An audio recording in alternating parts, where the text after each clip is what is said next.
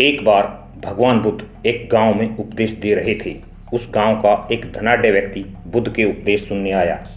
उपदेश सुनकर उसके मन में एक प्रश्न पूछने की जिज्ञासा हुई, परंतु सबके बीच में प्रश्न पूछने में उसे कुछ संकोच हुआ, क्योंकि उस गांव में उसकी बहुत प्रतिष्ठा थी और प्रश्न ऐसा था कि उसकी प्रतिष्ठा दांव पर लग जाती। इसलिए वह सबके जाने का इंतजार करने लगा। जब सब लोग चले गए तब वह उठकर बुद्ध के पास आया और अपने दोनों हाथ जोड़कर बुद्ध से कहने लगा, प्रभु, मेरे पास सब कुछ है, धन, दौलत, पद, प्रतिष्ठा, ऐश्वर्य, किसी चीज़ की कोई कमी नहीं है, परंतु मैं खुश नहीं हूँ।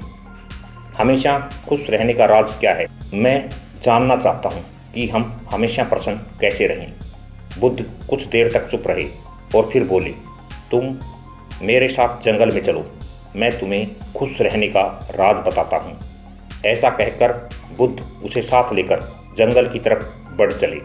रास्ते में बुद्ध ने एक बड़ा सा पत्थर उठाया और उस व्यक्ति को देते हुए कहा, इसे पकड़ो और चलो।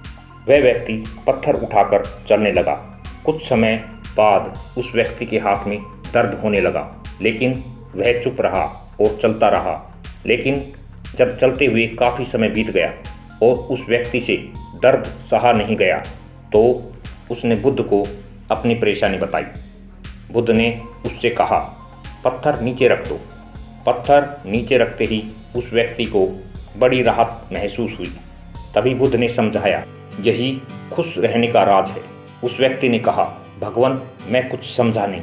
बुद्ध बोले, जिस तरह इस पत्थर को कुछ पल तक हाथ में रखने पर थोड़ा सा दर्द, 1 घंटे रखने पर थोड़ा ज़्यादा दर्द और काफ़ी समय तक उठाए रखने पर तेज़ दर्द होता है, उसी तरह दुखों के बोझ को हम जितने ज़्यादा समय तक अपने कंधों पर उठाए रखेंगे, उतने ही ज़्यादा दुखी और निराश रहेंगे।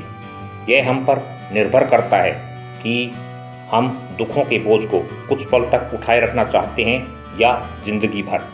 अगर खुश रहने की आकांक्षा हो तो दुख रूपी पत्थर को जल्द से जल्द नीचे रखना सीखना होगा। संभव हो तो उसे उठाने से ही बचना होगा। आज के लिए बस इतना ही। मिलते हैं अगली वीडियो में। Thank you.